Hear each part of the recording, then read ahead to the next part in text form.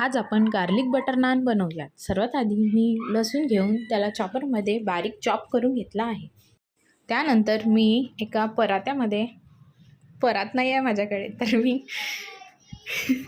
स्टीलच्या कढईमध्ये 4 वाटी मैदा घेतला आहे आणि 1 चमचे बेकिंग सोडा, 1 चमचे मीठ आणि 2 छोटे डुबले तेल घेतला आहे आणि मग एखाद वाटी दूध टाकून त्याला छान मळून घ्यायचे आणि पीठ तयार करायचं। त्यानंतर सांबार बारीक कापून घ्यायचा।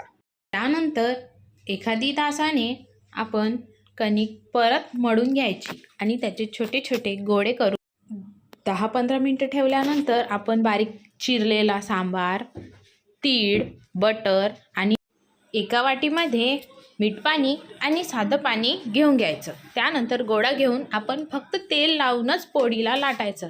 आपण हातांनी पण पसरवू शकतो किंवा बेलननी पण पसरवू शकतो। त्यानंतर थोडंसं लाटून झाल्यानंतर पाणी लावून त्यावर बारीक चिरलेला लसूण, सांबार आणि थोडंसं तीळ टाकून द्यायचं आणि उलट्या बाजूने थोडंसं पाणी लावून ताव्यावर ठेवून द्यायचं। त्यानंतर ताव्याकडच्या बाजूने आपण पूर्णपणे पोळी शिजू द्यायची। त्यानंतर फुलके बनवायची जाळी, त्यावर आपण उलटून कलर येतपर्यंत शिजवायची।